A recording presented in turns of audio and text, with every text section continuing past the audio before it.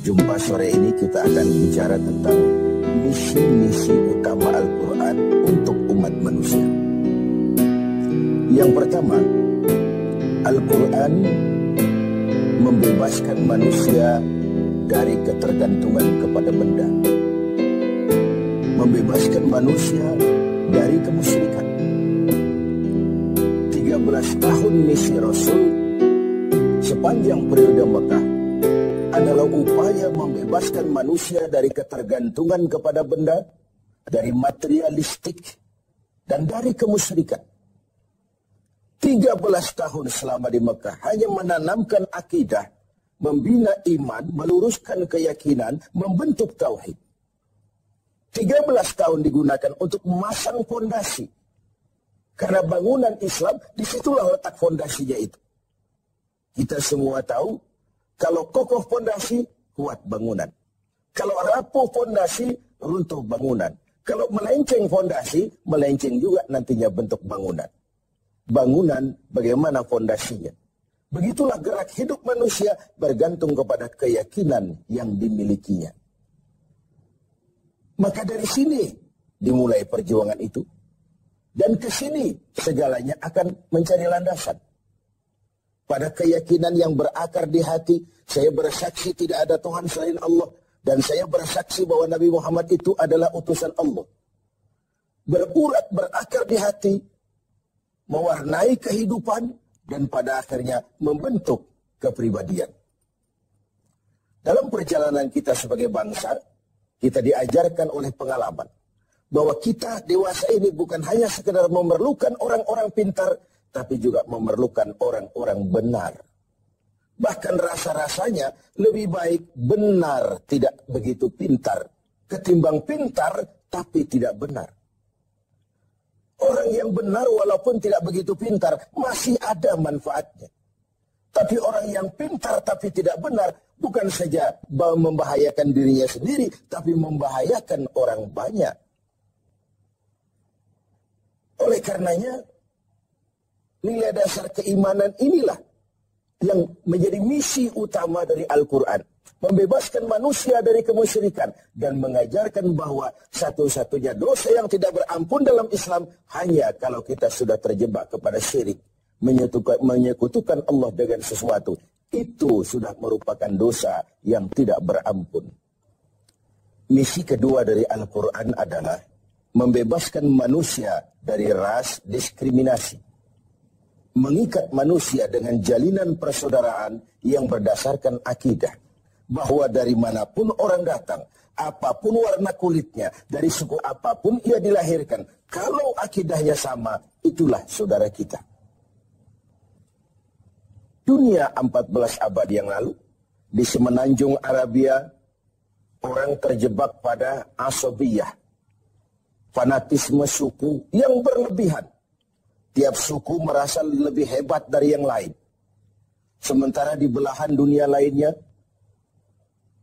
pertentangan antara kulit hitam dengan kulit putih, pengkotakan manusia dalam kelas-kelas tertentu, menjadi penyekat bagi bertemunya akar kebersamaan dalam totalitas kehidupan.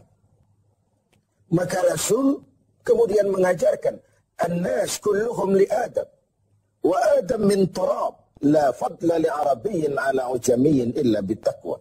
Manusia berasal dari Adam, Adam diciptakan dari tanah, tidak ada kelebihan Arab dengan yang bukan Arab, kecuali dengan takwanya.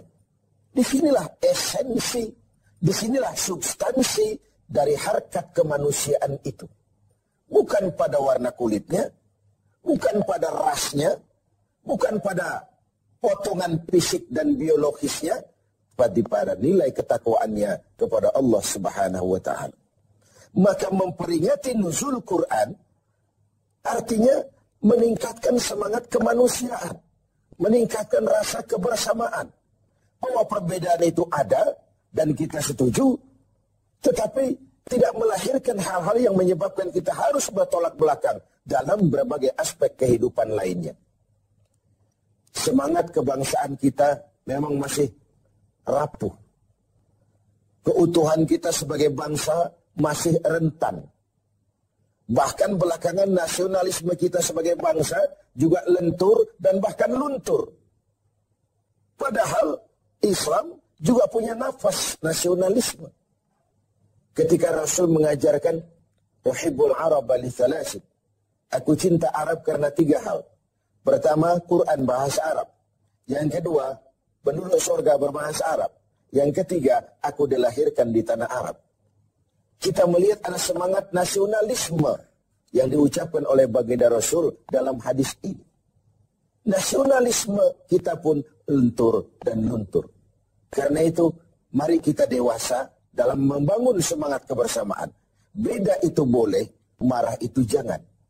Quran mengingatkan, wala tafarraku, bukan wala takhtalifu. Wala tafarraku, jangan kamu berpecah belah. Bukan jangan kamu berbeda pendapat, bukan. Berbeda pendapat boleh saja. Tetapi yang tidak boleh kalau perbedaan itu menyebabkan kita lalu berpecah belah. Yang ketiga, pemirsa, misi utama Quran adalah membebaskan manusia dari belenggu kebodohan. Ayat yang pertama turun sudah berkata, Iqra, baca. Seakan dia mau berpesan, hai umat Islam, kamu jangan jadi bodoh. Kebodohan menimbulkan kemiskinan, kemiskinan mendekatkan kepada kekufuran. Bahkan ada sebuah hadis yang menarik untuk kita renungkan. Ketika Nabi bersabda, Al-mu'minul qawiyyu khairun wa ahabbu indallah minal mu'minid dha'if. Orang beriman yang kuat lebih dicintai dan lebih baik daripada orang mukmin yang lemah. Lebih dicintai Allah daripada orang mukmin yang lemah. Kuat di sini apa artinya? Kuat secara fisik mungkin, tapi kuat ekonominya, kuat pendidikannya, kuat akidahnya tentu. Ini paling utama. Kuat semangat kebersamaannya, kuat. Dan itu hanya mungkin terjadi apabila kita umat Islam menguasai ilmu pengetahuan. Tanpa ilmu tidak banyak yang bisa kita lakukan. Oleh karenanya, ayat yang pertama turun sudah pembebasan manusia dari buta huruf, pembebasan manusia dari belenggu kebodohan.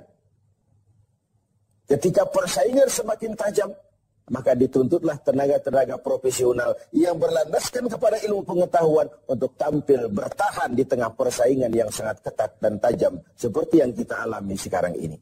Bahkan beribadah pun tanpa dasar keilmuan, kata Imam Ibn Ruslan, wa kullu man bighairi ilmin ya'malu a'maluhu mardudatun la tuqbalu. Bahkan orang yang beramal tidak dengan dasar ilmunya, besar kemungkinan amalnya itu tertolak, tidak diterima oleh Allah Subhanahu wa ta'ala. Bahkan ada asar yang menyatakan setan lebih takut kepada orang alim yang sedang tidur daripada orang abid, daripada ahli ibadah yang daripada orang bodoh yang sedang ibadah. Iblis lebih takut kepada orang alim yang sedang tidur ketimbang orang yang bodoh yang sedang ibadah. Sebab apa? Tidurnya orang alim bisa bernilai ibadah. Tapi ibadahnya orang bodoh bisa nol hasilnya. Lagi-lagi ini karena latar belakang ilmu pengetahuan. Jadi wajar kalau Imam Ali ketika ditawarkan, kau kalau disuruh pilih harta atau ilmu, pastilah ilmu. Kenapa? 3 alasan. Pertama, dengan ilmu kita bisa cari harta. Belum tentu dengan harta kita bisa cari ilmu. Yang kedua, ilmu kalau kau berikan kepada orang, kau sendiri makin mantap. Lain dengan harta, makin kau berikan kepada orang, makin berkurang dia. Lalu yang ketiga, harta kau yang jaga, tapi ilmu dia menjagamu. Makin banyak harta, makin bingung menjaganya. Tapi makin banyak ilmu, makin terjaga kepribadian. Al-ilmu khairun minal mal, kata Imam Ali. Ilmu lebih utama daripada harta. Karena 3 faktor itu tadi. Misi yang keempat dari Al-Quran adalah membebaskan manusia dari gaya hidup sekuler. Quran menjelaskan, awas, ada hidup sesudah mati, ada akhirat sesudah dunia. Dan tidak satu perbuatan pun yang akan terlepas dari pengadilan dunia. Pengadilan akhirat. Tidak satu perbuatan dunia pun yang tidak berakibat akhirat. Inilah yang menyebabkan lalu ada filter dalam meraih tujuan yang bersifat duniawi. Ini yang menyebabkan kita tidak terjebak menghalalkan segala cara untuk mencapai sebuah tujuan. Ada hidup sesudah mati, ada akhirat sesudah dunia.